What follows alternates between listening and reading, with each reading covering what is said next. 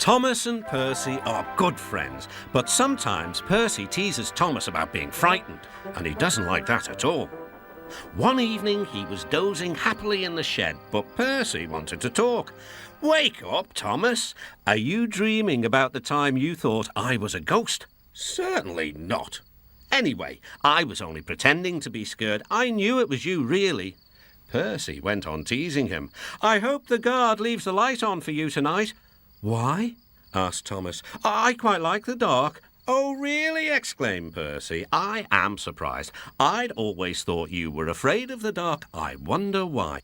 Thomas decided to say nothing and went to sleep instead.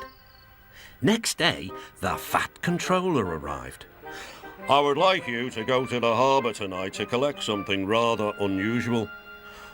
"What sort of something?" "Wait and see." Percy was moving trucks into a siding. Henry arrived with his goods train. The signalman switched the points and Percy waited on the siding until Henry had steamed by. Then there was trouble. "The points are jammed," called the signalman. "I can't switch them back. The workmen will mend them in the morning. It's too late now." Said Percy's driver. "I'm sorry, Percy, but you will have to stay here for the night."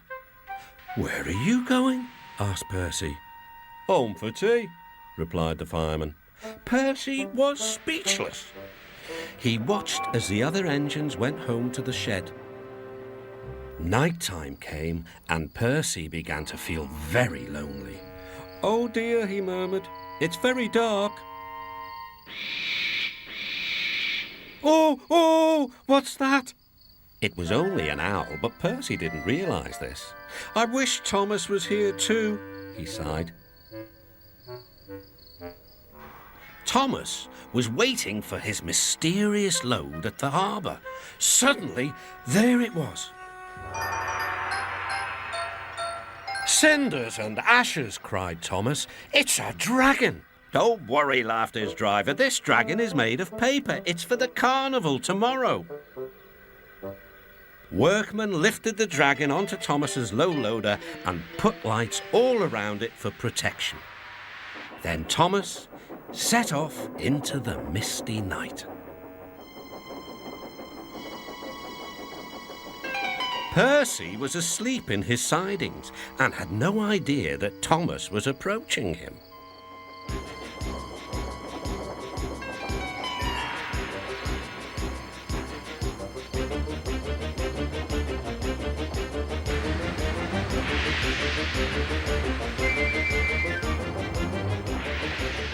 "Help!" cried Percy. "I'm not going to open my eyes until my driver comes."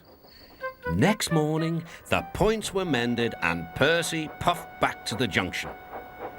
Gordon was just about to leave with the express. "You'll never guess what I saw last night." Gordon was in no mood for puzzles. "I'm a busy engine. I don't have time for your games." "I've seen a huge dragon. It was covered in lights." Gordon snorted. "You've been in the sun too long. Your dome has cracked." When the other engines heard the news, they laughed too. "Look out, Percy," chuckled James, "or the dragon may gobble you up." "No one believes me," puffed Percy. "Maybe I did imagine the dragon after all." But Percy soon found out that he hadn't. "Help! Save me!" cried Percy. "It's all right," whistled Thomas, and he explained about the carnival. "By the way, how was your night out?" Percy decided to tell Thomas the truth. "Well, Percy," said Thomas, "maybe we do get scared sometimes, but if we're not afraid to tell each other, then that means we're quite brave too."